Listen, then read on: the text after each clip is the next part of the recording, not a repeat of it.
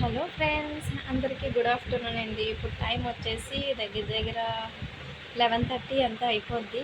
ఏంటా పిచ్చిమొహంతో ఉన్నా అనుకుంటున్నాను కదా. ఏం లేదనమాట. అంటే మార్నింగే ఫ్రెష్ అయిపోయి పూజ కంప్లీట్ అయితే చేసుకున్నా.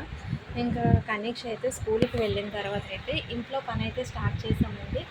ఎందుకంటే ఇంకా ఆషాఢం అయిపోతుంది కదా. ఆషాఢం అయ్యేలోపు ఇంకా శ్రావణ మాసం పనులు అయితే చేసుకోవాలి కదండి. ఇంకా శ్రావణం వచ్చిన తర్వాత ఇల్లు బూజులు దులపడాలు అలాంటివి అయితే చేయకూడదు కదా. ఇంకా అందుకని అయితే ఈరోజు అయితే ఇంట్లో పని అయితే స్టార్ట్ చేస్తాను అనమాట. ఆల్రెడీ హాల్ అయితే దులిపేశాను. ఇప్పుడైతే మా బెడ్రూము, ఇంకా తర్వాత అత్తయ్య రూము, ఈ మూడు అయితే ఈరోజు అవుతాయి. ఇంకా మిగతా వంటగది అది రేపు కానీ మండే కానీ చేస్తానమాట. ఇంకా మా కబోర్డ్ చూసారు కదా ఎంత అందంగా ఉందో. బాగానే ఉండేది, అంటే వారం వారం నేను సర్దుతానమాట. అయినా సరే ఇలానే ఉంటుంది మా కబోర్డు. బట్టలన్నీ కచ్చాపిచ్చాగానే ఉంటాయి. అందులోని ఈరోజు ఏంటంటే కనిష్క్ది సాక్స్లు కనిపించలేదన్నమాట. వాష్ చేసినవి ఎక్కడో పెట్టేశాను. మొత్తం కబోర్డ్లో బట్టలన్నీ తీసి మంచమే పెట్టాను, కానీ అయినా సరే ఆ సాక్స్ కనిపించలేదు. పాపం వేరే ఉంటే అవి వేసి అయితే పంపించాను అనమాట. ఇంకా వంట కూడా అయిపోయిందండి.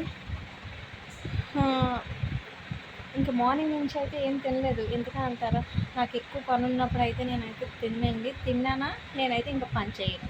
అందుకనైతే ఏం తినకుండా అయితే ఈరోజు ఎలా అయినా సరే ఈ 3 రూమ్లు కంప్లీట్ చేసేయాలని అయితే వర్క్ అయితే స్టార్ట్ చేస్తాను.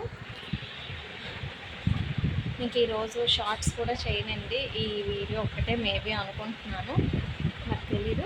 ఇంకొక విషయం మీకు చెప్తా, నేను మా అత్తయ్య అయితే మాట్లాడుకోవట్లేదండి, ఎవరికి చెప్పండి. ఏం కాదు, అదేం కాదు. ఆవిడైతే ఆ రూమ్లో ఉన్నారు.